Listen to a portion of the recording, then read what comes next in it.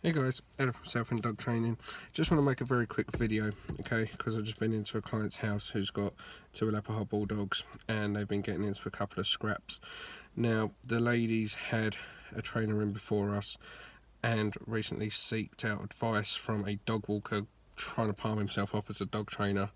What a fucking twat that bloke is. Yeah, basically the advice was given, yeah.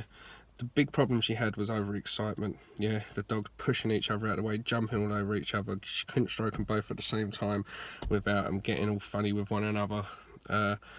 And she'd been doing a lot of good things right. Yeah, but the trainer's advice was to basically reward the first dog that was in the house all the time. Now, they are brother and sister. They come from the same litter. Yeah, but one of them she picked and the other one they ended up with later down the line. But the advice was to reward the male that was always in the house first. So always let him out the crate first, always feed him first, always fuss him first. That's a terrible fucking idea. Terrible, terrible, terrible. Yeah, if you have 2 dogs, 3 dogs, 4 dogs, doesn't matter how many dogs, you never reward the one that's been there the longest just because it's been there the longest. What that does is it will create a pack divided. You'll actually end up with more issues than what you began with. Yeah, if they're fighting, they're definitely going to start to develop issues now. Yeah, because you're creating a pack divided. You're basically saying this dog is above you, and when the other dog doesn't like it, it's going to challenge back. What it should be is humans, dogs. Yeah, so you don't reward the dog that's been there the longest because it's the oldest or because it's a male or because it's a female, right?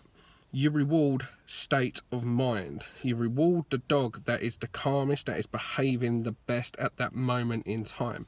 The other trainer, the other dog walker / trainer, fucking dick,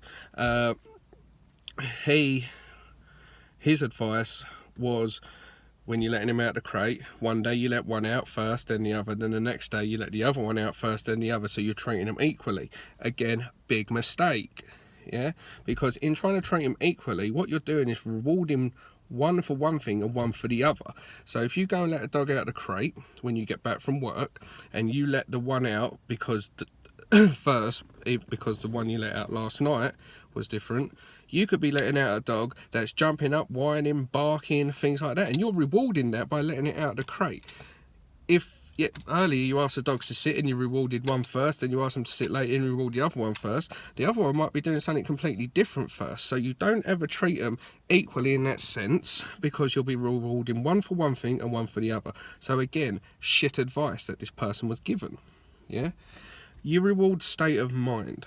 Yeah, it's not about who's the oldest, it's not about who's been there the longest, it's not about who's male, who's female, nothing to do with that, right? When you're rewarding a dog, you reward the dog that is behaving the best at that moment in time. So you start to see a trend. If the other one goes, why was that one rewarded first?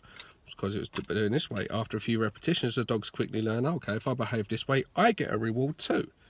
Yeah, you reward state of mind, reward the dog for being calm or for behaving the best at that moment in time.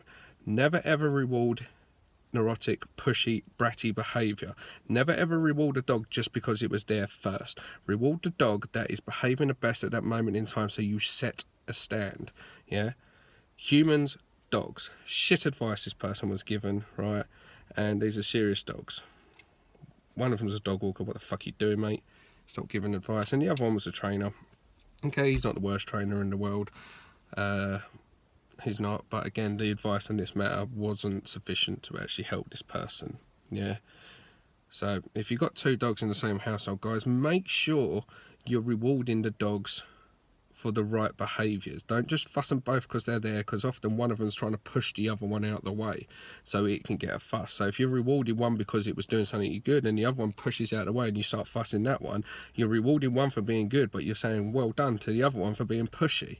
Yeah, make sure the dogs are behaving appropriately in a manner that you like, and then fuss them. Yeah, always reward the calmest dog, always reward the dog that's behaving the best at that moment in time, and you'll watch all the pennies will start to drop and everything will start to get a little bit easier. Okay guys, hope that helps.